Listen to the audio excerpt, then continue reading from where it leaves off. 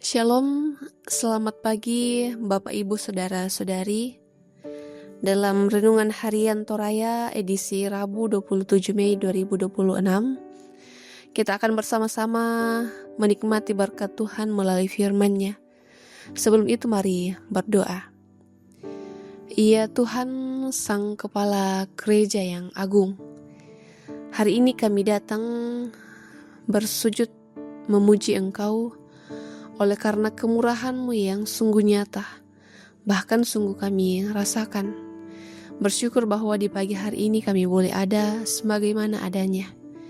Terima kasih untuk semua yang boleh kami alami. Dan di pagi hari ini kami akan belajar dari firman-Mu. Melalui saat teduh kami pada saat ini, mampukan kami untuk mampu memahami firman-Mu pada saat ini. Kami jadikan suluh dan pedoman dalam menjalani kehidupan yang masih Tuhan anugerahkan. Oleh karena itu ya Tuhan, mampukan kami. Bersabdalah, kami siap mendengarkan firman-Mu. Dalam nama Tuhan Yesus kami berdoa. Amin. Firman Tuhan pada saat ini dari kitab 2 Tawarik pasal 15 ayat 1 hingga ayat yang ke-15. Saya akan baca dalam terjemahan baru edisi kedua. 2 Tawarik pasal 15 ayat 1 hingga ayat yang ke-15. Perjanjian dengan Allah dibarui oleh Asa. Firman-Nya, Asarnya bin Odet dihanggapi roh Allah. Ia pergi menemui Asa dan berkata kepadanya, "Dengarlah aku, Asa serta seluruh Yehuda dan Benyamin. Tuhan besertamu apabila kamu besertanya. Jika kamu mencarinya, ia berkenan ditemui olehmu. Tetapi jika kamu meninggalkannya, ia akan meninggalkan kamu. Israel sudah lama sekali tanpa Allah yang benar, tanpa imam yang mengajar dan tanpa hukum. Tetapi dalam kesesakan mereka berbalik kepada Tuhan Allah Israel. Mereka mencarinya dan ia berkenan ditemui oleh mereka. Pada zaman itu orang tidak dapat melakukan kegiatan dengan aman, karena kekacauan besar menimpa segenap penduduk negeri-negeri. Bangsa-bangsa menghancurkan bangsa, kota menghancurkan kota, karena Allah mengacaukan mereka dengan berbagai kesukaran. Tetapi kamu kuatlah hatimu. Janganlah biarkan tanganmu melemah, karena ada upah bagi jeripayamu." Ketika Asa mendengar perkataan itu dan nubuat Nabi Asaria bin Odet itu, ia menguatkan hatinya dan menyingkirkan berhala-berhala yang menjijikkan dari seluruh tanah Yehuda dan Benyamin, juga dari kota-kota yang direbutnya di pegunungan Efraim. Ia memperbaiki mesbah Tuhan yang ada di depan serambi bait Tuhan. Ia mengumpulkan seluruh Yehuda dan Benyamin, juga orang-orang dari Efraim, Manasye dan Simeon yang tinggal di antara mereka sebagai pendatang. Sebab dari Israel banyak yang beralih kepadanya ketika mereka melihat bahwa Tuhan Allahnya beserta dengan dia. Mereka berkumpul di Yerusalem pada bulan ketiga tahun ke-15 pemerintahan Asa. Pada hari itu mereka mempersembahkan kepada Tuhan 700 lembu dan 7.000 kambing domba dari jerahan yang mereka bawa pulang. Mereka ikut serta dalam perjanjian masuk mencari Tuhan Allah nenek moyang mereka dengan segenap hati dan jiwa. Setiap orang yang tidak mencari Tuhan Allah Israel, baik anak-anak maupun orang dewasa, baik laki-laki maupun perempuan, haruslah dihukum mati. Mereka bersumpah kepada Tuhan dengan suara nyaring dan sorak-sorai dengan tiupan nafiri dan sangkakala. Seluruh Yehuda bersukaria atas sumpah itu, karena dengan segenap hati mereka telah bersumpah, lalu dengan tekad yang bulat mereka mencari Tuhan.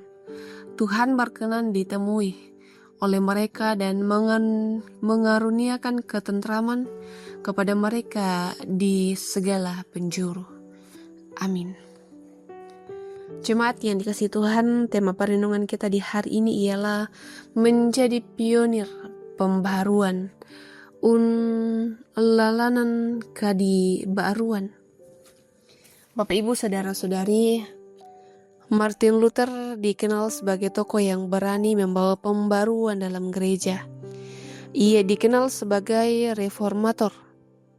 Tindakan yang tidak mudah dan membutuhkan keberanian inilah yang telah membawa pembaruan dalam tubuh gereja hingga pada saat ini. Menjadi pionir pembaharuan memang bukanlah hal yang mudah. Namun ini juga dilakukan oleh Asa dalam pembacaan hari ini. Setelah ia pulang dan menang dari peperangan, suara Allah sampai kepadanya melalui Asaria bin Oded. Asa diingatkan bahwa semua pencapaian yang ia alami saat itu bukan karena kemampuannya, tetapi hanya karena penyertaan Tuhan. Ia juga diingatkan mengenai cara hidup orang Israel yang sudah jauh dari Tuhan dan seakan-akan hidup tidak mengenal Allah, sehingga mereka jatuh dalam penyembahan berhala.